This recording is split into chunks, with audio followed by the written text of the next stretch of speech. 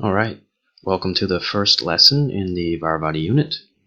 This lesson is going to be a basic overview of the term Dvaravati, and we'll also discuss the geographical range of the Dvaravati civilization. So, Dvaravati was the second civilization to exist in modern-day Thailand. It lasted from about the 6th to the 11th century AD. We're not exactly sure when the civilization began and when it ended, but there's a general consensus that it started in the 6th century and ended around the 11th century. All right. Most Dvaravati people were of Mon ethnicity, although there were likely other racial groups living in the Dvaravati civilization, notably Khmer people. There were likely a lot of Khmer people also living there. Possibly some Chinese, possibly some Indian as well. Okay. Most people spoke the Mon language, of course, and used the Mon script in their writing. The exception is when it comes to religion. So at the temples, Pali and Sanskrit were used for religious purposes.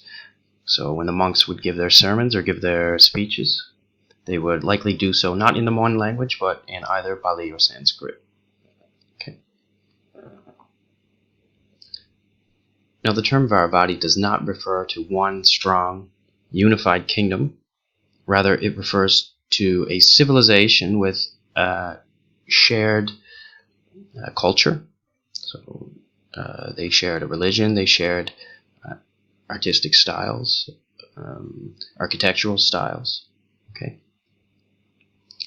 and actually, the civilization was made up of a group of, or a lot of different city-states, which were essentially cities that each had their own ruler. So they were like small kingdoms, but small enough to be a city.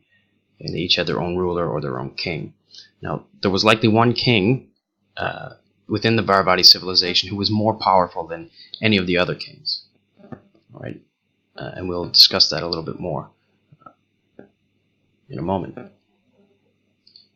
Just to let you know about some of the more important cities where a lot of archaeological digs have taken place and a lot of artifacts and some old architecture have been found. We've got Lopburi, Utong, Haripunchai in the north, and also Nakhon Pathom is probably the most, or probably was the most important city of the Dvaravati civilization.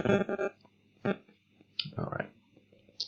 So this civilization likely extended as far north as modern-day Lamphun province, in a kingdom that was at the time called Haripunchai. Right. It also extended across the Korat Plateau in the northeast, so in modern-day Isan, would have been around Nakhon Rajsima, Buriram, Surin, and further north than that as well. In the south, the civilization likely extended as far as the Isthmus of Kra, which we discussed in a previous unit, which is in modern-day Chumphon province, if you remember. And most of these cities were located near a river, which would have been used for transportation, as a source of drinking water, and also as a source of food. Okay, so as I said, the most important city was Nakhon Pathom. And we know that because archaeologists have found a lot of what they think was very important religious sites, religious architecture, most notably Phra Pathom Chedi, which exists today. You can go and see it. However, the one you see today, it looks nothing like the original one that existed over 1,000 years ago. Okay, and the reason for that is the original Phra Pathom Chedi had several different chedis built on top of it. Okay, first by the Khmer, who took over in either the 11th or 12th century. Okay, so they would have built a chedi on top of the Mon-style chedi in the style of the Khmer. And then that chedi was discovered many, many years later by King Rama IV, who also commissioned a new chedi to be built, which still exists today. So an even larger one exists over the Khmer Chedi.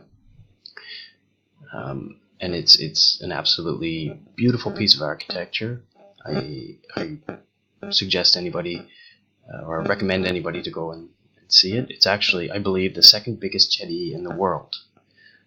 The first one being a Chedi that exists in Myanmar, I believe. Okay. Now, archaeologists and historians believe that Nakhon Pathom was the main religious and political center of the Dvaravati civilization. There was likely a powerful king that lived there, and that king probably ruled over more than just his city-state of Nakhon Pathom. He may have ruled over other city-states, or lesser kings may have been under his control. But we're not 100% sure how their political system worked, or just how powerful this king was that lived in Nakhon Pathom. Okay. So in our next lesson, we're going to talk about religion. But that's it for this lesson, so thank you for listening.